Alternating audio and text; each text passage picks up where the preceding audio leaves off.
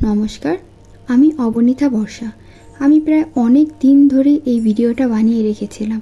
ভেবেছিলাম তোমাদের সাথে এই ভিডিওটা শেয়ার করব, যেহেতু এটা আমার লাইফে সবচেয়ে বড় ভিডিও হতে যাচ্ছে। আর ভিডিওটা এডিটও করা হয়নি, প্রায় অনেক দিন ধরেই, প্রায় 2 মাস ধরে আমি ভিডিওটা বানিয়ে রেখেছিলাম।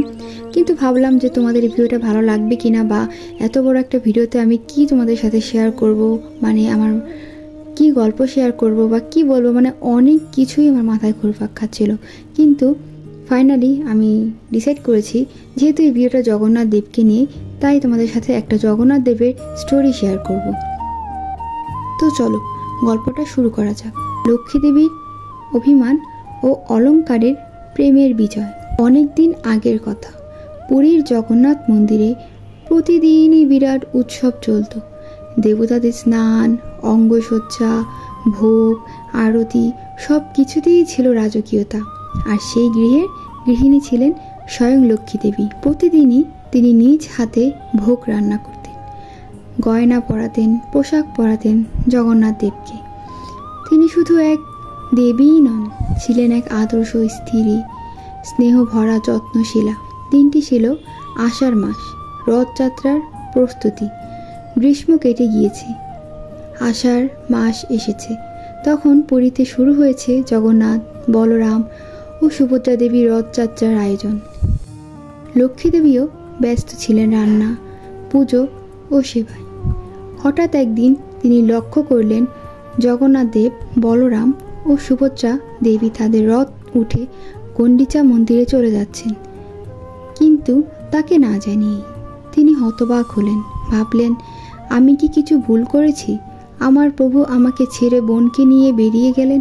সেই মুহূর্তে লক্ষ্মী দেবীর হৃদয়ে জন্ম নেয় এক নীরব অভিমান।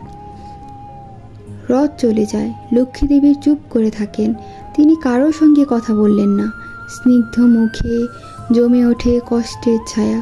তবু তিনি প্রার্থনা চালিয়ে যান। তিনি প্রতিজ্ঞা করেন, আমি এভাবে চুপ করে থাকবো না, আমি তার কাছে যাব।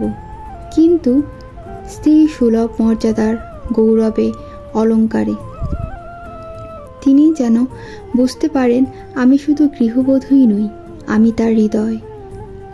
অভিমানে নয়, আত্মসম্মানে লক্ষ্মী দেবী একদিন বেরিয়ে পড়েন। তার গায়ে পরানো হয় উজ্জ্বল লাল পীত শাড়ি, মাথায় চূড়ার গাঁথা, চন্দ্রমল্লিকা ও জুঁই ফুল, কপালে চন্দনের বড় টিপ, গলায় সোনার হার, হাতে কাকন, পায়ে নূপুর, একদম রাজরানীর মতোই সাজ। ভক্তরা পথ পরিষ্কার করেন। মন্দির থেকে বেরিয়ে তিনি চলেন গুন্ডিচা মন্দিরের দিকে। জগন্নাথ দেব তখন গুন্ডিচা মন্দিরে অবস্থান করছেন, আনন্দে স্নিগ্ধ মুখে ভক্তদের দর্শন দিচ্ছেন।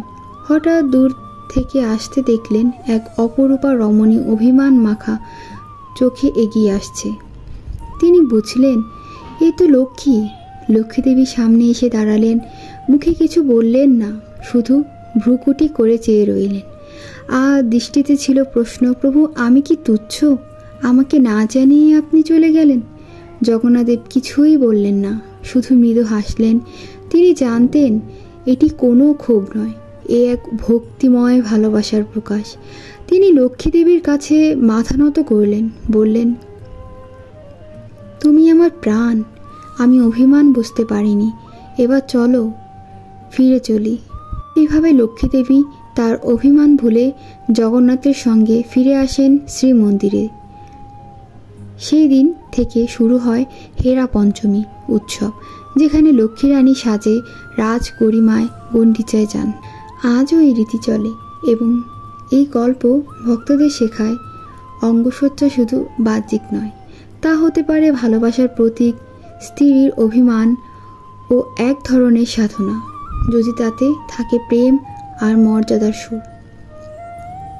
শেষে এটাই বলব, এই কাহিনীটি শুধুই একটি পৌরাণিক ঘটনা নয়, এটি একটি দাম্পত্য প্রেম, সম্মান ও আত্মসম্মানের স্মারক। লক্ষ্মী দেবীর অভিমান আমাদের শেখায়, ভক্তি মানে শুধু নত হওয়া নয়, ভক্তি মানে নিজের সম্মানের সঙ্গে প্রকাশ করা। আর কথা বলতে বলতে দেখো আমার কাজটাও শেষ। তোমরা অবশ্যই কমেন্ট করে জানিও যে জগন্নাথ দেবের আজকের এই গল্পটা তোমাদের কেমন লাগলো। আর নেক্সটে তোমরা কীরকম ভিডিও চাচ্ছ বা জগন্নাথ দেবের আরও কোনো গল্প শুনতে চাইলে অবশ্যই আমাকে কমেন্টে জানিও। ভিডিও যদি তোমাদের ভালো লাগে তাহলে অবশ্যই একটা লাইক করে কমেন্টে জয় জগন্নাথ লিখে যেও। জয় জগন্নাথ। আজকে এই পর্যন্তই। সবাই খুব ভালো থেকো।